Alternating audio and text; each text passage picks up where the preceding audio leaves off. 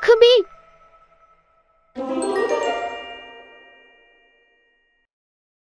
십자군 전쟁은 기독교와 이슬람 세력 간 충돌을 불러온 사건이지만 유럽과 중동, 아시아 지역 사이의 교역이 비약적으로 증가하게 된 계기이기도 했습니다. 이들 지역의 길목에 위치한 지중해 인근 도시들은 그로 인한 최대의 수혜 지역이었는데요. 이탈리아의 제노바, 베네치아, 피렌체, 피사 같은 도시들입니다. 이 도시들은 천혜의 지리적 장점을 바탕으로 12세기 말 이후 무역과 금융의 새로운 중심지로 부상했습니다. 당시 지중해 인근으로 몰려든 상인들이 거래 시 어떤 어려움을 겪었을까요? 가장 큰 문제는 서로 다른 지역에서 찾아온 상인들이 사용하는 화폐 역시 제각각이라는 점이었습니다. 당시 지중해 인근의 주요 무역 도시를 거점으로 활동하던 환전상은 교역을 위해 꼭 필요한 존재였습니다. 이들은 여러 지역에서 흘러들어온 화폐의 무게와 순도, 금속의 종류 등을 토대로 화폐의 교환 가치를 평가하고 상인들의 거래를 지원했습니다.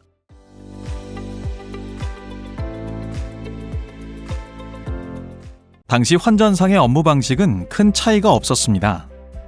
초창기 이들은 상인들로 북적이는 거리 한켠에 천막을 치고 방카라 불리는 좌판을 펼친 채 화폐의 교환 비율을 흥정했습니다. 길거리의 허름한 천막들은 점차 구색을 갖춘 건물 형태로 변화해 갔습니다. 하지만 이들이 업무용 테이블로 쓰던 방카의 흔적은 은행을 의미하는 단어인 뱅크에 고스란히 남아 전해집니다. 업무용 테이블 주위로는 환전에 필요한 화폐의 무게를 측정하기 위한 저울, 화폐를 안전하게 보관하기 위한 금고, 상인들과의 거래 내역을 적은 장부 등이 있었습니다. 화폐의 교환 기능을 담당했던 초기 환전상들은 상거래를 증가시키고 더불어 조금씩 전문 금융가의 모습을 닮아가기 시작했습니다. 금고를 이용해 상인들이 맡긴 화폐를 보관해주고 그에 대한 증표로서 보관 증서를 발급해주는 일이 늘어났습니다. 그러자 상인들 간에는 직접 화폐를 주고받는 일 없이 환전상이 발급한 보관 증서를 교부하는 것으로 대금 지급을 가름하기도 했습니다. 상인 간 거래에 대한 결제 기능을 환전상이 대신해준 것이었습니다. 이런 업무들은 비록 단순한 형태이긴 했지만 우리가 알고 있는 은행의 역할과 큰 차이가 없었습니다. 이 같은 경험을 토대로 환전상들은 이후 어음이나 대출, 예금과 같은 분야로도 외연을 확장해 나갈 수 있었습니다. 이후 메디치 가문으로 대표되는 중세시대 대규모 금융업자가 출현하게 된 것도 이들의 축적된 경험과 노하우가 없었다면 상상하기 어려운 일이었습니다. 환전으로 재산을 불려가던 상인들은 그들만의 연합체인 환전상 조합을 조직하고 입지를 확대해갔습니다. 13세기 무렵 이탈리아에서는 이미 복수의 환전상 조합이 결성되어 있었으며 이를 통해 국제교역에 참여하던 사업체 수만도 20여 개에 달했습니다.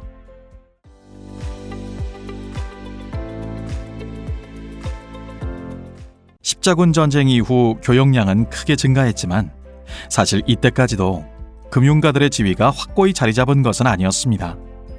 이는 돈을 빌려주고 이자를 받는 일은 당시 기독교 교리에 따라 엄격히 금지되었기 때문입니다.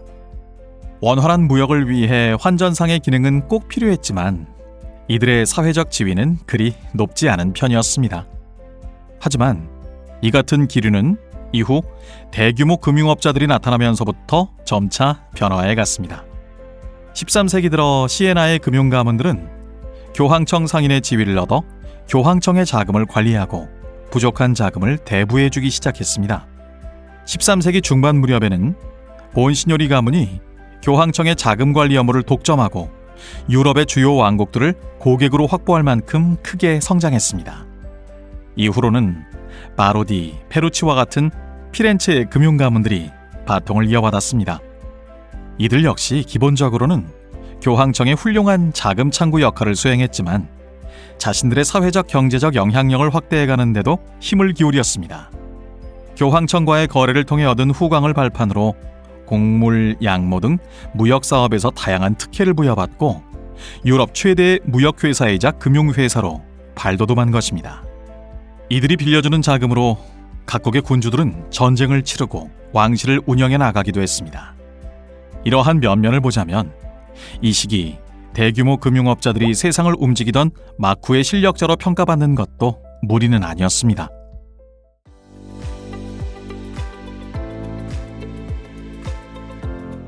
한편 12세기 무렵부터 이탈리아의 공증인들은 돈을 대상으로 거래를 하고 그와 관계된 일을 하는 사람을 가리켜 일반 상인과는 구분되는 은행가라는 표현을 쓰기 시작했습니다.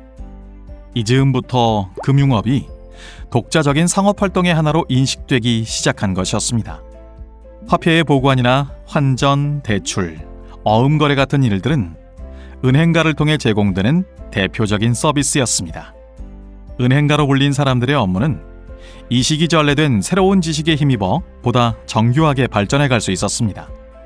대표적인 것이 아라비아 숫자와 십진법입니다. 이전까지 은행가들은 대출이나 환전 같은 거래가 있을 때 로마 숫자로 거래 내용을 기록해 두었습니다. 하지만 아라비아 숫자를 십진법 원리에 따라 사용하면 이런 업무들을 훨씬 간단하고 효율적으로 처리할 수 있었습니다. 이와 더불어 오늘날 회계 처리의 기본 방식인 곡식부기가 활용되기 시작한 것도 빼놓을 수 없습니다. 기존에 쓰이던 방식은 거래 내역을 단순히 일자별로 기록해두는 단식부기 형태였습니다.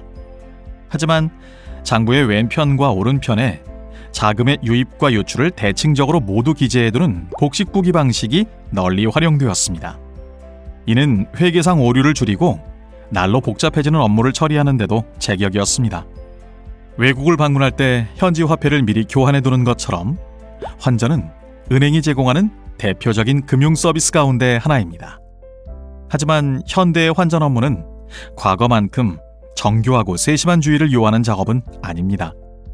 종이 화폐가 통용되는 요즘에는 간단한 환율 계산만으로 쉽게 환전 업무를 처리할 수 있습니다.